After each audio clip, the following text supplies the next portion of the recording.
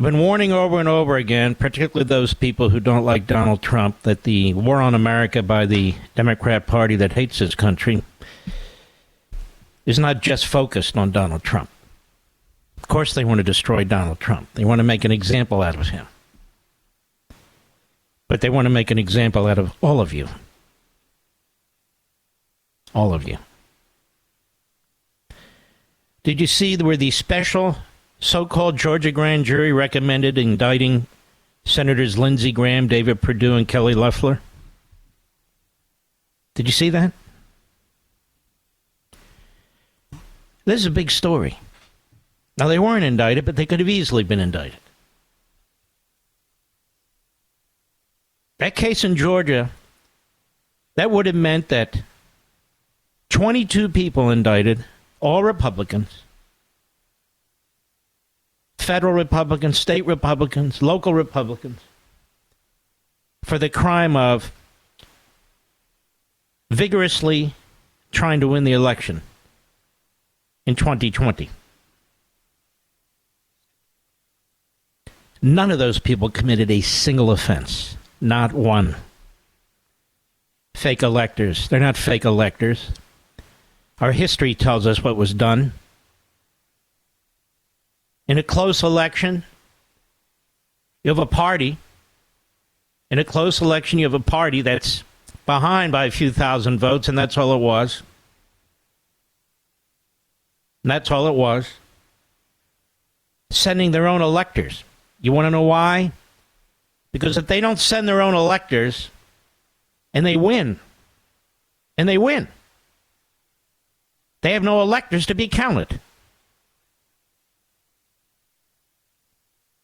These people recommended the indictment of Lindsey Graham, David Perdue, and Kelly Loeffler. The latter two were senators at the time, and of course, Lindsey Graham is a senator. The panel urged Fulton County DA Fannie Willis to indict them. According to its 28-page report, Willis, an elected Democrat, indicted Trump and 18 alleged co-conspirators on 1814 on charges including racketeering. Wow, that sounds really bad. It's crap. This is what prosecutors do. This is a law that was exclusively intended to use against mobsters and gangsters. Look how it's completely out of control. Graham testified to the grand jury in November last year about his actions following the 2020 election. Grand jurors voted 13-7 in favor of indicting the four-term senator, according to the grand jury report. Graham apparently was in the panel's crosshairs because of his post-election outreach to Georgia Secretary of State Brad Raffensperger. Oh, that's right. You're not allowed to talk to the Georgia Secretary of State to try and persuade him maybe to count the votes in another county that may not have been counted or anything else. Who do you think you are talking to the Secretary of State? You believe that? These are all commonplace, routine activities in the course of an election. All of them. That's why this investigative grand jury, and that's why Fannie Willis indicted so many Republicans. They weren't caught doing anything wrong. They were doing everything Republicans do and Democrats do and others do in elections. Graham said Friday, and he was invited on this show, and he didn't reply. I had questions, as many did, about how the mail ballot process worked in Georgia and other locations. I did my due diligence. At the end of the day, I voted to certify the election results from every state, including Georgia. It should never be a crime for a federal elected official, particularly the chairman of the Senate Judiciary Committee, who have to vote to certify a president-elect, to question and ensure the integrity of that election. No, of course it needs to be. More jurors voted to charge Loeffler and Perdue, senators then, both of whom narrowly lost re-election. Panel members voted 14-6 to indict Loeffler and 17-4 in favor of charging Perdue. This is what you get in Democrat cities, America. This is what you get. Sickening. Sick to your stomach over this. Willis may have opted against indicting the pro-Trump senators because the grand jury breakdown indicated difficulty winning a conviction at trial. Yeah, it might be tough. to win a conviction at trial. Grand juries voted 20-1 in favor of indicting each General Flynn, Boris Epstein, top advisor to the president, Lynn Wood, raising questions about Willis's decision not to charge them. Wow, why didn't she charge them too? Of course she should have. More the merrier. Makes it harder for each one of them to defend themselves. Wrap them all together in a RICO charge. Now, what does this demonstrate? Several things. When you criminalize politics, this is what you get.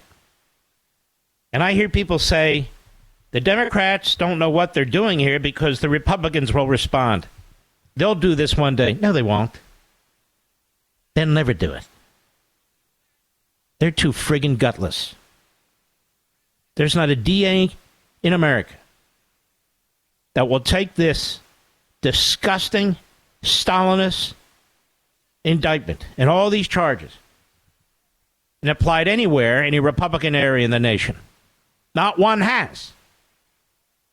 How many state attorneys general have stepped in who are Republicans? Not one. And they're not going to. In fact, we have candidates running for the Republican nomination for president, specifically, but not exclusively, Chris Christie, who says Donald Trump can't run for president. He'll be too busy in courthouses. Chris Christie is actually using the Democrat war on the Constitution, on the electoral system, on the Republic. He's actually trying to exploit it for your votes. The fact that the Democrats are interfering in this election in 1,000 different ways is to Chris Christie an opportunity. An opportunity to separate himself from the pack. To separate himself from the pack. Now,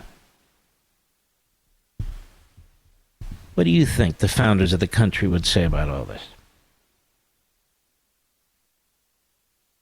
You think they'd say this is the way it's supposed to work?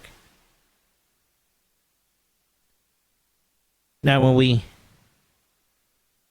have this Constitution, when it was adopted and ratified, as I've told you many times before, there was no Department of Justice. The Department of Justice was instituted under Ulysses S. Grant. There were 93 U.S. attorneys. Federal judges did not have the power that they have today. States had no power to indict federal officials. None. None whatsoever. And they didn't.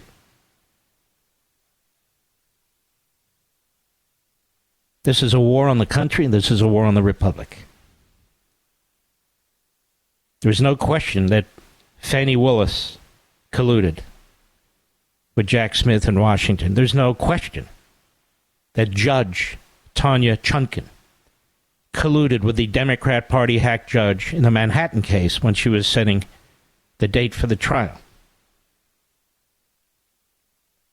And by the way, the first 18 minutes or so of Life, Liberty, and Levin this Sunday, my opening statement is a brutal takedown of that judge. Brutal takedown of Tanya Chutkan and her violations of the Judicial Code, the Judicial Code of Conduct, her violations of the Sixth Amendment as well as the Fifth Amendment, denying due process and the effective representation of counsel to Trump. And I'm going to give you examples why, not just allegations. You're going to learn about 3 memos, identical memos that were written by 3 separate attorneys general.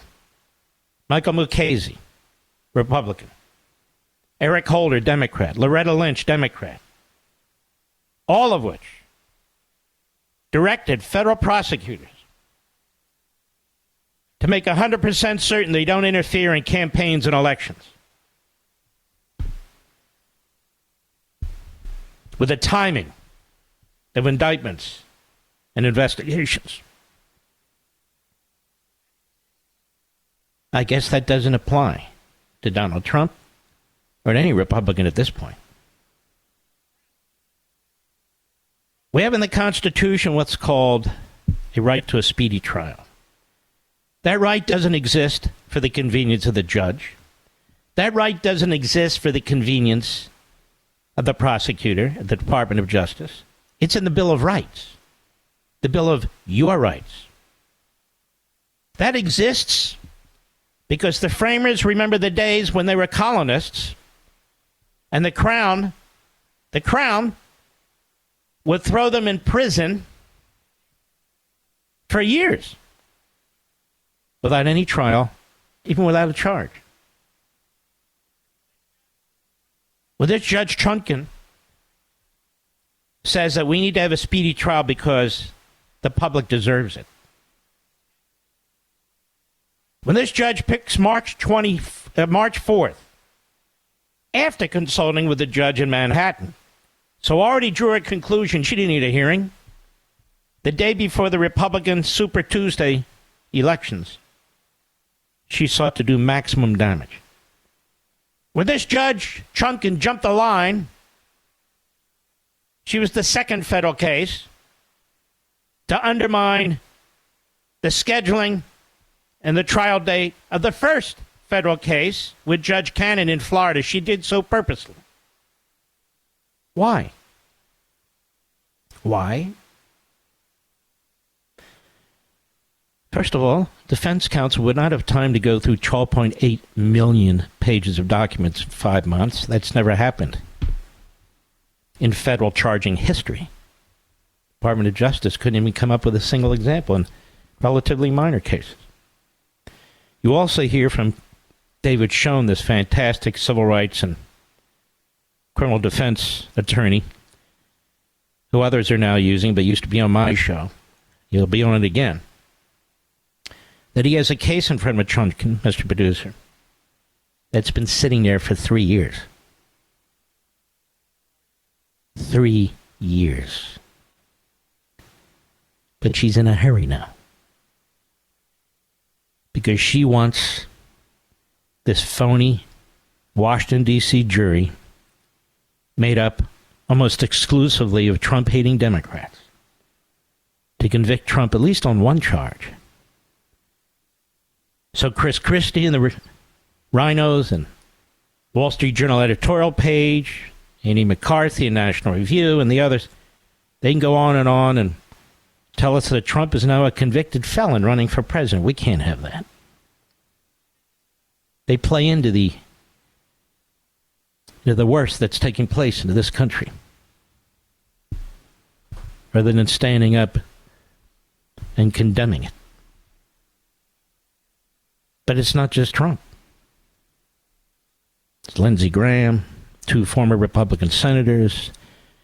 It's the Speaker of the House of Georgia. And the list goes on and on and on. Anything works. And the thing is about this judge in Washington, this federal judge, Chutkan, there are strong issues for appeal already. But not in every case, but most cases, you can't get them to the circuit court. So she knows by the time that's addressed, the election will be over. She's diabolical. She should not only not be on this case, she shouldn't be on the federal bench. And wait till you hear my opening statement on Sunday.